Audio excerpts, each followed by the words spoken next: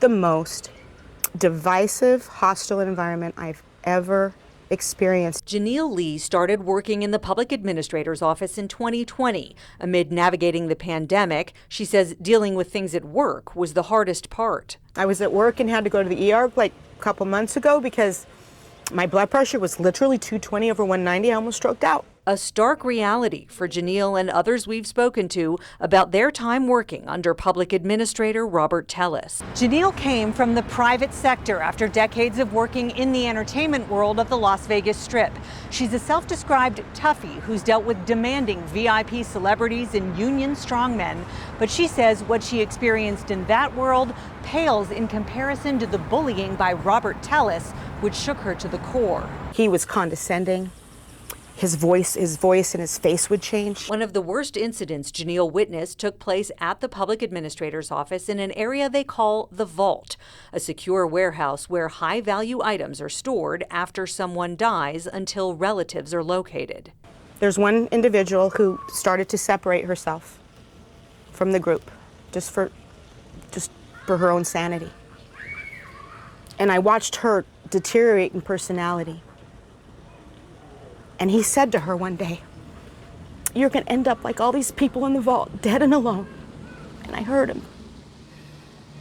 He said that to his own employee because she chose to not be part of the big kids table and eat lunch with everybody. She chose to take time out for herself during her lunch break. Tellis directed his wrath at her sometimes, too. I challenged him on a case.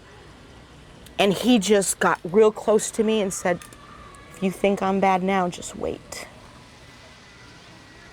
That's horrifying. Mm-hmm. But Janelle says Tellis wasn't always like that.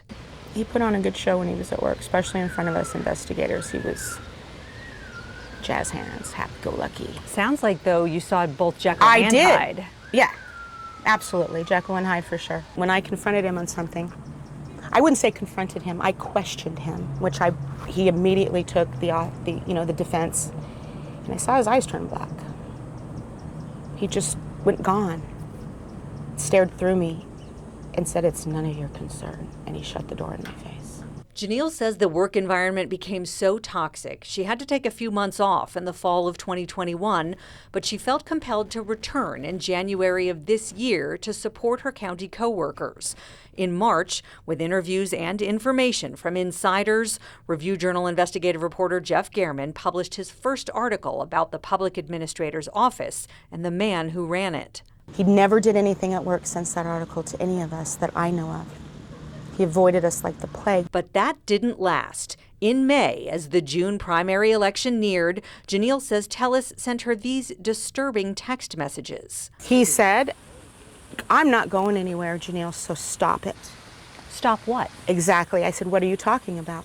Tellis also texted her at that time, "I know about your Twitter account, too." Janelle replied, "Really? What is it? Prove something, Rob." And, "I haven't used my Twitter account in 2 years. What are you trying to establish here?" Apparently, Tellis thought Janelle was behind a campaign flyer titled "Rob the Robber," asking for Tellis's resignation and citing allegations from Gehrman's reporting. It sounds like there's a paranoia component to his communications. He's very duplistic from what I can see now. He has his work environment, and then he had that social media crazy. She's referring to this comment Tellis posted on former public administrator John Cahill's Facebook page. He appears to blame his predecessor for Gehrman's reporting, writing, "John, you are just as liable as these people for creating the environment that entitled these people to surveil me the last 2 years." That likely refers in part to the video employees provided to Gehrman. As seen on the Review Journal's website, the video shows Tellis and one of his subordinates emerging from the back seat of her car in a mall parking garage. Employees told Gehrman that inappropriate relationship furthered the toxic work environment and compromised their ability to serve the public. And then to have employees voice their opinion for bullying, for really erratic behavior, for fear-based management, for unfairness, that we lost Jeff because nobody listened. Multiple employees from the public administrator's office tell 13 Investigates nobody at the county protected them, despite repeated verbal and written complaints about an unsafe and unstable work environment, which was underscored by Tellis's disturbing social media comments. He made his own self-admission to being heavily medicated in order to do his job. This post, also on John Cahill's Facebook page, says, "You are responsible for me having to be heavily medicated to keep pushing on and supporting 7 employees in this office who are dedicated to doing the work."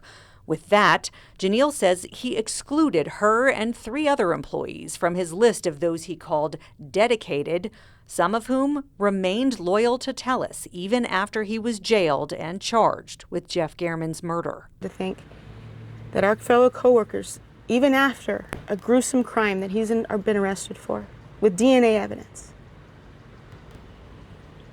that someone would come up to the most abused of the 4, well, I can't say most, but the most affected, and say, if you'd have just backed off, your friend would still be alive. Frightened but undeterred, Janelle pushes through the guilt and draws strength from a phrase she learned to live by after her experience as a 1 October survivor. When you see something, say something, right? Well, I saw something and I said something, and they said something because they saw something. We all said something. We all said something, and it fell on deaf ears, and Jeff's gone. Darcy Spears, 13 Investigates.